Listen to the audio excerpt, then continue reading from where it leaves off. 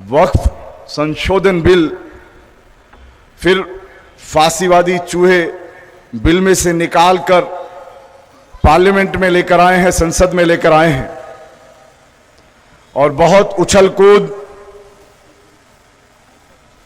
Media पर आप देख रहे हैं कि जो वक्फ संशोधन बिल 2024 आपको मालूम होगा 13 फरवरी को राज्यसभा और लोकसभा में डिसेंट नोट के बगैर राज्यसभा में रखकर लोकसभा में पेश किया गया, जिसको आप एक रिजल्ट के रूप में आने वाले 10 मार्च को फिर अलग एक हालात में आपके सामने आने वाला है। वक्फ क्या है आप सभी जानते हैं, लेकिन फिर भी याद दहानी के लिए आपसे औकाफ के बारे में बात करूंगा, क्योंकि इंसान जब उन्स से बनाए और उन्स के माने भूलने वाला होता है, और मुसलमान बहुत ही दरगुजर और भूल से काम ले रहा है, इसलिए मैं याद दिलाते हुए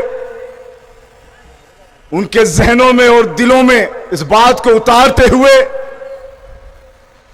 कि आपके औकाफ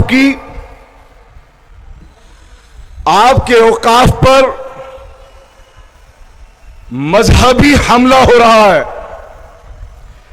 आपके मजहब पर जो औकाफ के नाम पर बहुत बड़ा हमला हो रहा है, उसे समझिए। वक्फ क्या है? जब हजरत उमर रज़ियल्लाहु ताला अन्हु ने जब उनके पास एक जमीन तोहफे में आई तो उन्होंने कौम मिल्लत के फलाह बहबूदी के लिए देने की ख्वाहिश की, फी सबीलिल्लाह, अल्लाह की राह में देने के लिए ख्वाहिश की। और उससे पहले हजरत उस्मान गनी रज़ियल्लाहु ताला अन्हु रज़ियल्लाहु ताला अन्हु ने अपने कुएं को खरीद कर लोगों के लिए दिया।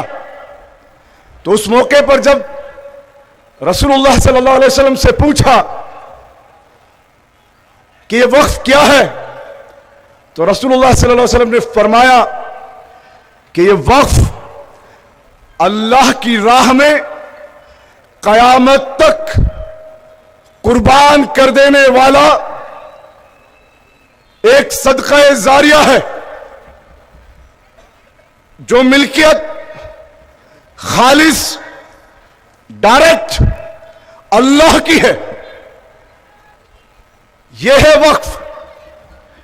यह वक्फ अल्लाह की मिल्कियत है और तमाम मोमिनान उस मिल्कियत की, अल्लाह की मिल्कियत की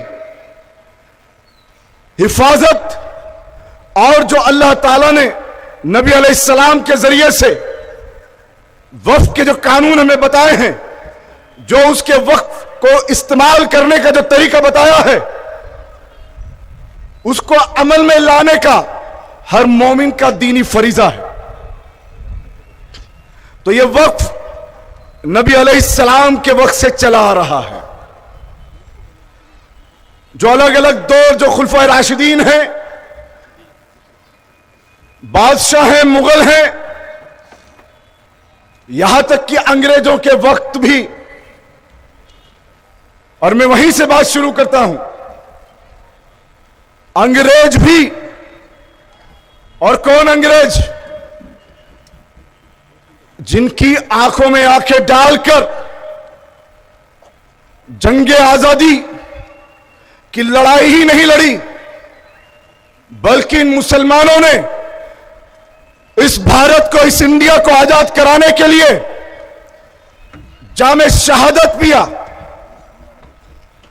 जिन्होंने अंग्रेजों की नाक में दम किया और शेर हिंद टीपू सुल्तान रहमतुल्लाह अलैह, जिन्होंने वो शहादत दी जिसको रहती दुनिया तक याद रहेगा कि किस तरीके से अंग्रेजों में खौफ था और अंग्रेजों से इस देश को आजाद कराने के लिए जो जंग लड़ी, उसमें जो मेरे साथ और मेरे सामने उलमाए इकराम बैठे हैं, उस वक्त भी जिस तरह से आज औकाफ की इस जंग में आप साथ बैठे हैं, उस वक्त भी उलमाए इकराम ने जंग आजादी में न सिर्फ जंग लड़ी, बल्कि उलमाओं ने हजारों की तादाद में शहादतें दी। उन अंग्रेजों ने भी 1923 के अंदर, 1923 के अंदर वक्फ एक्ट को मुकर्रर किया और वक्फ की हिफाजत को उन्होंने अपने ऊपर लाजिम किया, ब्रिटिश हुकूमत ने भी। और सिर्फ यही नहीं, जब उनको लगा कि मुसलमान अपनी औकाफ को लेकर बहुत जज्बाती है, अपने इस हक को लेकर, तो उसमें जो कुछ कमियां और खामियां थीं, उन अंग्रेजों ने भी फिर दोबारा 1934 में, 1934 के अंदर और मजबूत किया। और वक्त जो प्रॉपर्टी मुसलमानों की थी, अल्लाह की है और अल्लाह की रहेगी, उसमें और कड़े प्रावधान लाए गए कि जिससे कोई भी आकर उस पर कब्जा ना कर सके। और फिर जंगे आजाद हिंदुस्तान के अंदर 1954 में, 1954 में उन्हीं औकाफ को, उन्हीं अल्लाह की मिल्कियत को उस गवर्नमेंट ने वक्फ एक्ट के अंदर स्टेट बोर्ड बनाए, ताकि तमाम स्टेट्स अपने अपने राज्यों में जितनी भी वक्फ संपत्तियां हैं, उनकी हिफाजत के लिए वो बोर्ड काम करें। और जब ये लगा कि सिर्फ स्टेट बोर्ड बनाने से काम नहीं चलेगा और भी इसको मजबूत करना है, तो 1995 के अंदर, 1995 में CWC, सेंट्रल वक्फ काउंसिल, केंद्रीय वक्फ परिषद बनाई गई, जिसमें स्टेट बोर्ड के कोऑर्डिनेशन के लिए और मुसलमानों की उस मिल्कियत औकाफ की हिफाजत के लिए उसे और मजबूत बनाने के लिए काम किया। और मुसलमानों ने जब यह लगा और देखा कि इसमें बहुत लोग कब्जा कर लेते हैं, बहुत लोग एनक्रोचमेंट करके और उसका गलत फायदा उठाते हैं, चाहे उसमें मुसलमान हो या दूसरे हो, तो फिर 2013 के अंदर वक्फ ट्रिब्यूनल बनाई गई, अदालत बनाई गई वक्फ की अलग से, ताकि जो भी वक्फ की संपत्तियां हैं जिन पर कब्जे हो रहे हैं, उन कब्जों को हटाया जाए और उनके जो भी मामलात हैं वक्फ ट्रिब्यूनल डायरेक्ट उसे सुने। उसमें जजेस अपॉइंट किए गए, सिटिंग जज अपॉइंट किए गए और यह कहा गया कि जो वक्फ प्रॉपर्टीज हैं उनकी हिफाजत के लिए जो भी सिस्टम होगा उसे और मजबूत करेंगे। लेकिन आज अचानक ये 2024 के अंदर आपकी और हमारी कुछ गफलत को, कुछ काहिली को, कुछ जिम्मेदारियों को हमने जो दरगुजर किया, उसका एक नाजायज फायदा आपके सामने वक्फ अमेंडमेंट बिल 2024 के रूप में आ गया और यह कहा गया कि श्राइन बोर्ड हो, बालाजी का जो बोर्ड हो या देव नारायण हो या अलग अलग जो देवस्थान हैं, उसमें तो जो वहां उस धर्म को और जाति को मानने वाले हैं उसे वो ही चलाएंगे। लेकिन आपका वक्फ बोर्ड, ए मुसलमानों, आपके वक्फ बोर्ड जो अल्लाह की मिल्कियत है, उसकी हिफाजत की ताकत मुसलमानों तुम नहीं रखते। मुसलमानों, तुम अपने वक्फ की, अल्लाह की मिल्कियत की हिफाजत करने की ताकत नहीं रखते, इसलिए अब हिंदुओं को, गैर मुस्लिमों को उसमें लाया जाएगा। यही है ना वक्फ अमेंडमेंट बिल। और सिटिंग जज की जगह अब फॉर्मर जज को लाया जाएगा, और उसमें महिलाओं का जो प्रावधान है, जबकि महिलाओं को पहले भी नहीं रोका गया था, कंपलसरी महिलाओं को लाया जाएगा। और अब आपकी संपत्ति का फैसला कलेक्टर करेगा। कलेक्टर कैसा फैसला करते हैं आपको मालूम है? ये आली जनाब प्रधान सेवक,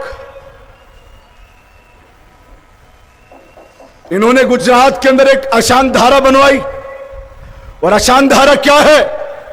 वो कम्युनल है जो आज उस गद्दी पर बैठा है। कौन सी अशांत धारा? कि एक मुसलमान अगर हिंदू को प्रॉपर्टी बेचे और एक हिंदू मुसलमान को प्रॉपर्टी बेचे तो कलेक्टर से परमिशन लेनी पड़ेगी, कलेक्टर को संज्ञान लेना पड़ेगा। क्या मालूम है ऐसी अशांत धारा है गुजरात के अंदर? एक अजान हो जाए उसके बाद आएगी।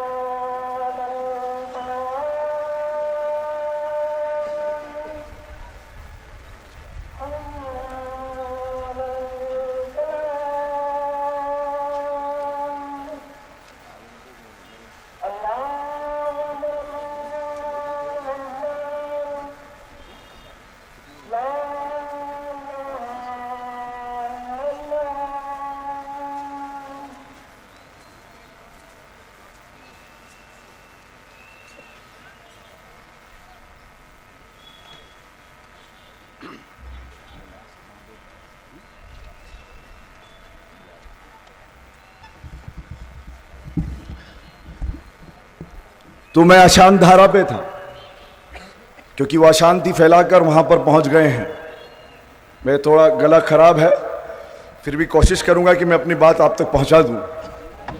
तो वो जो जनाब आली हमारे मुल्क के अंदर, क्योंकि उन्हें गुजरात में सुकून नहीं मिला था, बदसुकूनी और बदउनवानी और अशांति फैलाकर, तो उन्होंने तो जो अज़म लिया कि यार ये अशांति पूरे देश में फैलनी चाहिए, और उस अशांति को पूरे देश में फैलाने के लिए कामयाब हुए।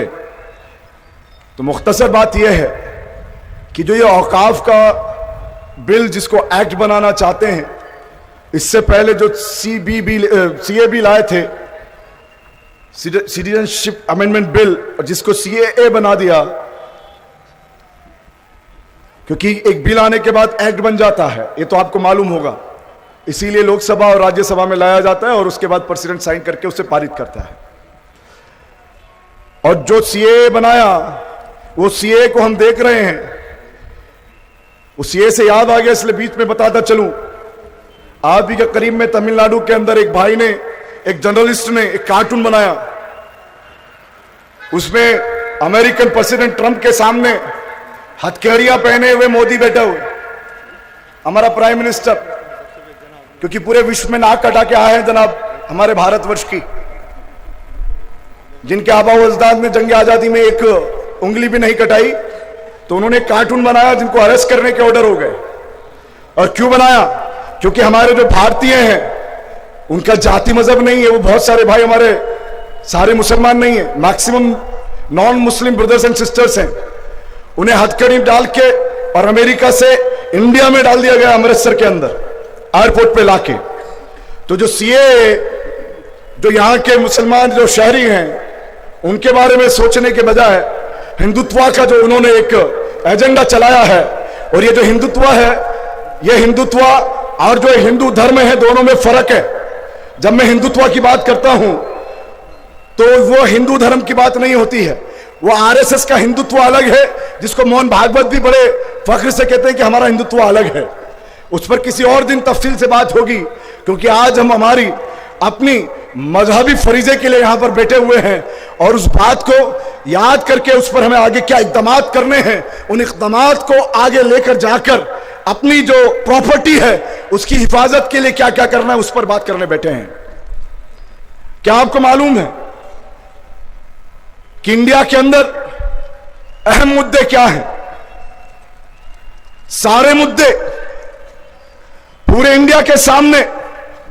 अभी हाल के अंदर औकाफ का आ गया, यूसीसी जो है उत्तराखंड के अंदर, यूनिफॉर्म सिविल कोड, जिसको यूनिफॉर्म सिविल कोड बोलने से पहले ही, क्योंकि हमारे ट्राइबल्स भाई को उन्होंने उसमें से निकाला हुआ है, जो हमारे आदिवासी भाई हैं उसमें से निकाल दिया, तो क्या वो भारतीय नहीं है?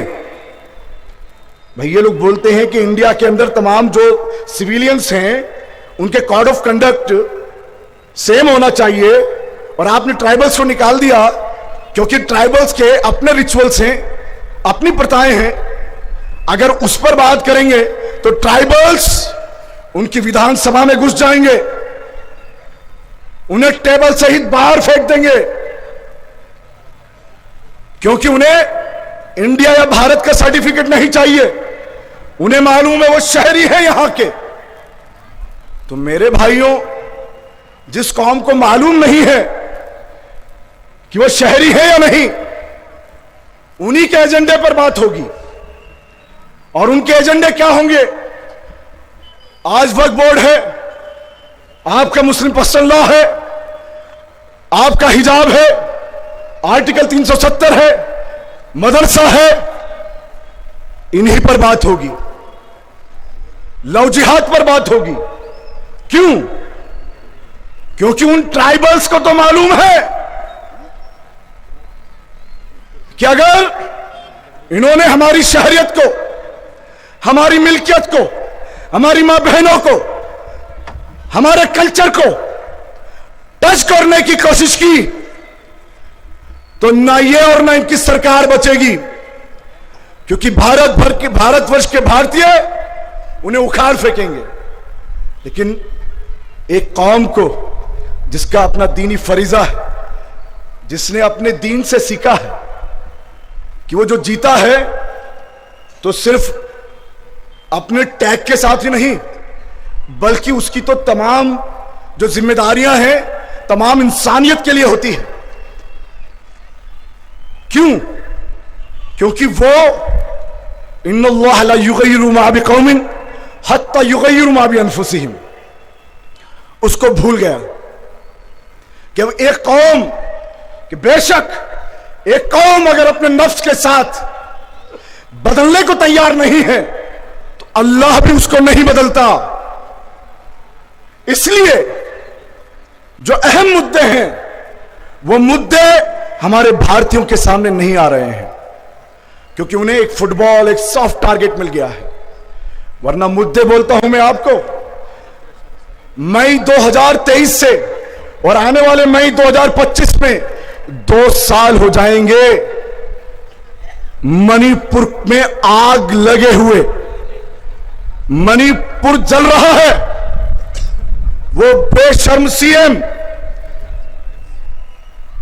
जो अभी विधानसभा दिल्ली के इलेक्शन में कैंपेन कर रहा था, उसको हटाकर अभी पिछले महीने वहां पर राष्ट्रपति शासन लागू किया। लेकिन क्या पता है, राष्ट्रपति शासन लागू होने तक और अभी भी पता नहीं है कब तक क्या क्या हुआ है वहां हमारी बहन बेटियों को। अरे चाहे वो मुसलमान नहीं थी, वो इंसान थी, आदम की औलाद है, वो हमारी बहन है। नंगा घुमाया उसको, बहनों को, अस्मत जरी की उनके साथ। क्या तुम सड़कों पर निकले, आवाज उठाई? हमने हमारी ताकत से किया। वहां पर एक फौजी को सर काटकर, जिस तरह से ये बैरिकेड लगे हुए हैं, बंबू के बैरिकेड पर उसका सिर लगाया, पूरे अखबारों में न्यूज आई। क्या यहां के इंडिया सड़कों पे आया? नहीं आया। क्या आपको मालूम है, ये मणिपुर के साथ साथ हमारी जो मां बहनें हैं, वो चाहे दलित महिलाएं हों या कोई भी जाति धर्म की महिलाएं हों, किस कदर लगातार बलात्कार पे बलात्कार हो रहे हैं। और बलात्कार करने वाले पार्लियामेंट में भी हैं, उन पे केसेस हैं बलात्कार के, और विधानसभाओं में भी हैं, सैकड़ों है, 500 से ज्यादा है विधानसभाओं में, लेकिन वो है वहां। और साथ ही साथ आज भी सिंधु बॉर्डर पर किसान धरना देकर बैठा है। सैकड़ों किसानों ने धरने में अपनी जानें दी हैं, जानें गंवाई हैं। वो अलग बात ये भी याद रखिए कि आपकी एक छोटी कोशिश से उन्होंने शाहीन बाग का मॉडल बनाया था। जब किसान धरने पर बैठे थे, शाहीन बाग के मॉडल से बैठे थे। तो ये जो मुद्दे हैं, क्या आपको मालूम है आजाद भारत के अंदर नोटबंदी से बड़ा भ्रष्टाचार आज तक नहीं हुआ? क्या मालूम है ये मोदी जो एफडीआई के खिलाफ था, फॉरेन डायरेक्ट इन्वेस्टमेंट के, 100% फॉरेन डायरेक्ट इन्वेस्टमेंट इंडिया में हो रहा है। क्या मालूम है हमारे रेलवे प्लेटफॉर्म बेच दिए गए हैं, एयरपोर्ट बेच दिए हैं? क्या आपको मालूम है कि ग्राउंड्स बेच दिए हैं, मैदान बेच दिए हैं? आपको मालूम है? बेरोजगारी की सीमा यह है कि आज जो बच्चे कांवड़िया में घूम रहे हैं या फसादात के लिए जो आप लोग देख रहे हैं, ये जो बेरोजगार हैं वो यही काम कर रहे हैं। चरम सीमा पर बेरोजगारी है और गरीबी और भूखमरी में आसपास के नेपाल, बांग्लादेश, पाकिस्तान से भी पीछे है भारत। हंगर इंडेक्स में देखिए, चेक करिए, मलन्यूट्रिशन में चेक करिए, कुपोषण से मरने वाले उन मासूम बच्चों की जो यहां पर खाना नहीं मिलने की वजह से, कुपोषित होने की वजह से मर रहे हैं।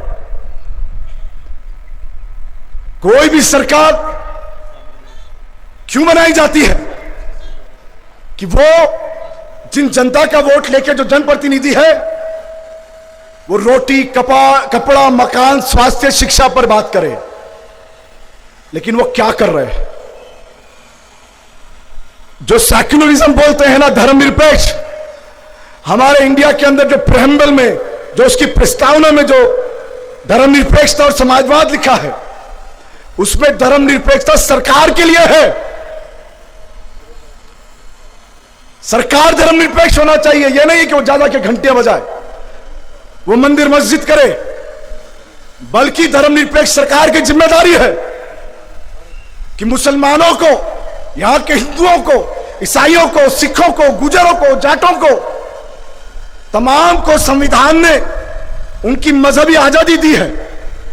आर्टिकल 19 से लेकर 22 तक आपको बोलने का हक। प्रधानमंत्री चोर है, भ्रष्टाचार में लिप्त है, यह मुझे मेरा संविधान हक देता है उसके बारे में बताने के लिए।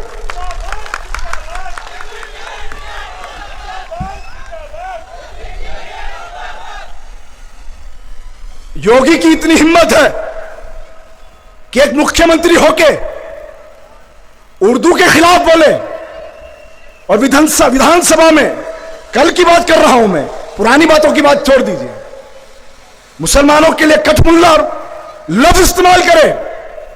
क्या करना था? सड़कों पे आना था, आपको संविधान ने हक दिया है अपनी बात कहने का, अपने धर्म पे चलने का। और संविधान का हक, क्यों संविधान को हम पसंद करते हैं, क्यों संविधान को बचाने के लिए निकले हैं, क्यों लोकतंत्र को बचाने के लिए निकले हैं? कि संविधान ऐसा एक एग्रीमेंट है, ऐसा एक करारदाद पास हुआ है 1949 और 50 में जो लागू हुआ कि तमाम धर्म के यहां पर आजादी है। क्या आजादी है? कि मोहम्मद शफी अपने कलमे पर ला इलाहा इल्लल्लाह मुहम्मदुर रसूलुल्लाह सल्लल्लाहु अलैहि वसल्लम को जोर से पढ़े, आजादी के साथ पढ़े और इसको फैलाए। यह मेरा संवैधानिक हक है।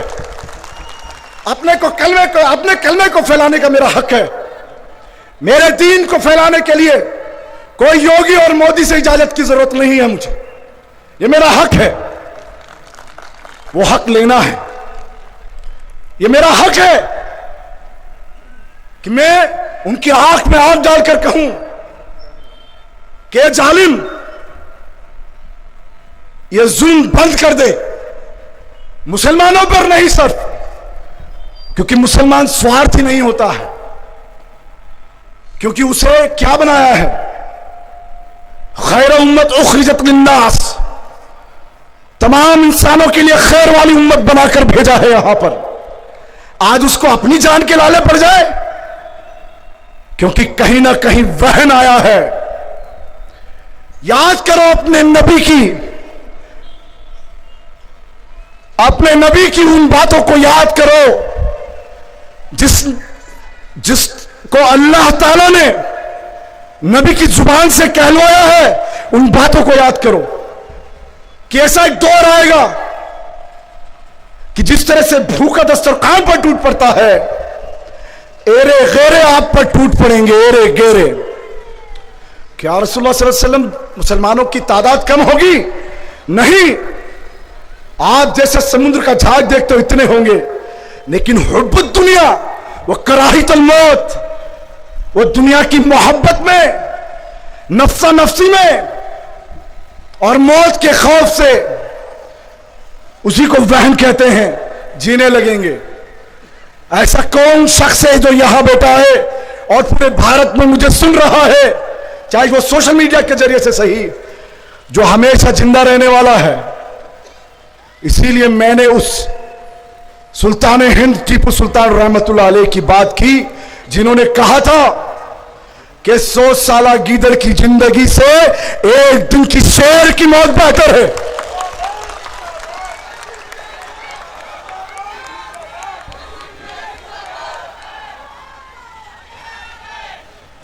हम अगर अपने हक के लिए लड़े, लड़कर जीते तो भी कामयाब, और लड़कर मरे तो भी कामयाब इंशाअल्लाह। क्योंकि ये सारा हक हमें हमारे संविधान ने दिया है इंशाअल्लाह। और हम ये अहद करें, वक्त की किल्लत की वजह से अपनी बात को यहां समाप्त करते हुए, कि जो ये कौम है अपनी जानें दे दें, लेकिन अपना हक नहीं देंगे इंशाअल्लाह। अपनी जान दे देंगे, लेकिन अल्लाह की प्रॉपर्टी की हिफाजत अपनी जान दे के भी करेंगे इंशाअल्लाह। और यह संविधान आपको पूरा हक देता है कि आप सड़कों पर उतरें।